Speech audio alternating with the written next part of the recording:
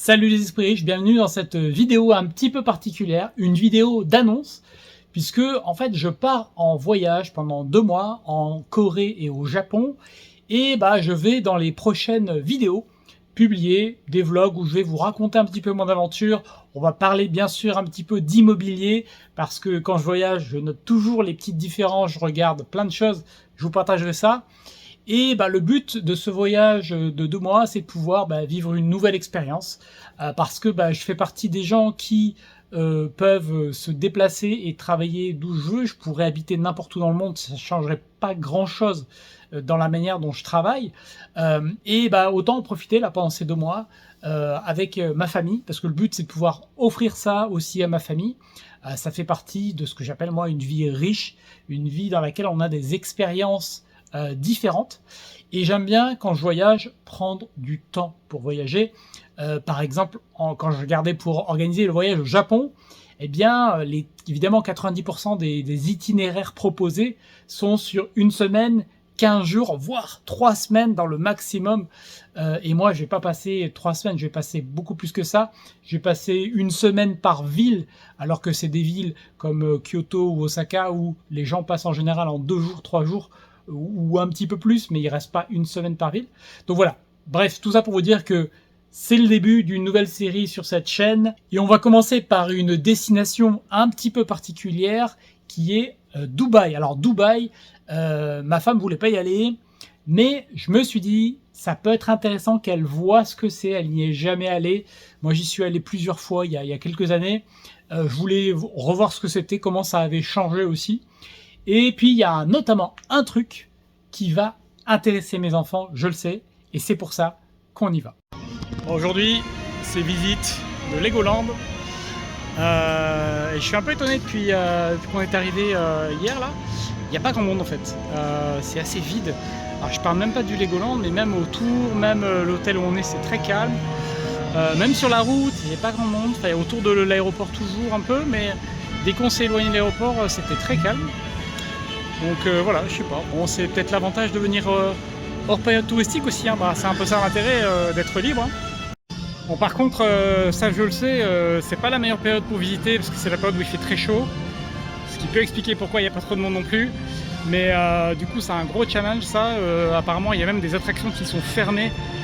Certaines attractions sont fermées à partir de 14 h et elles rouvrent le soir, en fin de journée, quand la météo est un peu moins dur, parce que là il fait vraiment très chaud, très lourd. C'est franchement, une fois j'ai eu la clim qui était en panne dans la voiture en plein été. J'ai la même sensation d'être dans ma voiture sans la clim, sans air, sauf que là c'est dehors et c'est toute la journée, donc c'est vraiment désagréable. Sinon à Dubaï, ce que je retrouve, ça fait longtemps que je n'étais pas venu, ça fait au moins 6-7 ans. Je retrouve vraiment ce qui fait vraiment la spécificité. On a du mal à trouver comme ailleurs, c'est que la qualité des infrastructures, le personnel omniprésent, il y a 50 000 personnes pour faire chaque geste. Et du coup voilà, qualité de service, parce que du coup on demande, c'est dispo, ils nous donnent la chambre, il n'y a pas de discussion, ça fait plaisir. Et ça c'est vraiment le côté accueil est très développé. Bon, ça c'est la plus grande boutique Lego du Moyen-Orient. Il y en a des choses. Et puis bon, clairement, le but à Dubaï, c'était aussi de profiter de beaux hôtels, parce qu'ils sont très bien dotés et à des prix relativement abordables pour des 5 étoiles. On parle de 300-400 € la nuit, ce qui est abordable par rapport à ce qu'on peut trouver en Europe. Et puis surtout, ce sont de grands hôtels, souvent assez récents, avec pléthore de personnel, donc un bon niveau de service. Et notre choix s'est porté sur les recommandations d'un ami qui a habité, qui est né et qui a longtemps habité à Dubaï, sur le Westin, notamment parce que vous allez voir, il y a un truc magnifique. Ils ont un jardin incroyable derrière, avec notamment un petit water park. Les enfants ont adoré cette partie-là. Alors dans ce type d'hôtel, ce qui est marrant, c'est la taille des couloirs.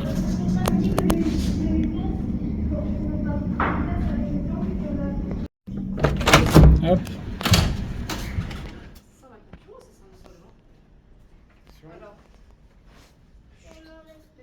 Oh.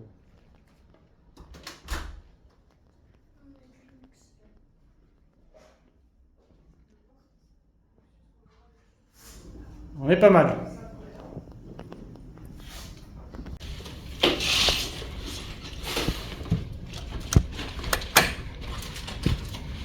Wow! Regarde-moi la tête. Et tout ça, c'est à l'hôtel. Bien sûr, qui dit grand hôtel, dit grand buffet de petit déjeuner. Il y avait pléthore de choses, c'était incroyable. La qualité, la quantité de tout ce qu'il y avait, avec évidemment les buffets, différents buffets thématiques. Il y avait un côté indien, il y avait un côté omelette, il y avait le côté santé, il y avait un côté français. Il y avait là au milieu, c'est que des miels avec des goûts différents. Et évidemment, bah, tout est un régal et on en a bien profité. Bon voilà, ça termine le séjour ici dans cet hôtel sympa. Le bar est quand même sympa. Avec quand même toujours référence à la France, la classe internationale. Ouais, très bon hôtel, très bon choix. M'était recommandé par un copain qui habitait à Dubaï pendant longtemps. C'est génial. Il est à droite là, regarde. Hop. Ouais. Prochaine destination, là où ça pique. Donc le vol est à 3h40. Alors clairement, Dubaï n'a pas fait l'unanimité dans la famille. C'est le moins qu'on puisse dire. Les enfants ont adoré Legoland, sans problème. Mais tout le reste, aucun intérêt pour eux. Ma femme n'a pas du tout aimé Dubaï. Et puis moi, bah, ça m'a laissé avec vraiment un goût très mitigé. Alors je sais encore une fois que c'est pas du tout la bonne période, mais bon, un endroit dans lequel pendant 3 mois c'est pas la bonne période, déjà ça part mal. Mais moi ça m'a donné juste l'impression d'un espèce de coworking géant en fait. C'est un espèce de coworking géant, parfait pour bosser, pour connecter avec des entrepreneurs, nickel. Position géographique pareil, nickel. Mais hormis ça, bah... Et donc pour moi, très clairement, il y a beaucoup mieux ailleurs, beaucoup plus intéressant ailleurs. Tout dépend là où vous mettez votre priorité. Si vous mettez vraiment votre priorité sur le business, connecter des entrepreneurs, etc., c'est clairement le meilleur endroit, je pense, aujourd'hui. Après, si vous avez un autre critère qui compte pour vous, c'est-à-dire une qualité de vie, une famille, ou d'autres critères qui peuvent compter, qui peuvent rentrer en ligne de compte. Donc voilà, tout ce que je peux vous dire après ce court passage à Dubaï, c'est que clairement, bah moi j'y remettrai pas forcément les pieds, ni pour des vacances, ni pour y travailler, ni pour y vivre, parce que bah c'est pas un endroit qui me convient. Hein. Je dis pas que c'est pas bien, c'est juste que c'est vraiment pas fait pour moi. Moi ça résonne pas du tout avec ce que je recherche dans une ville ou dans un pays.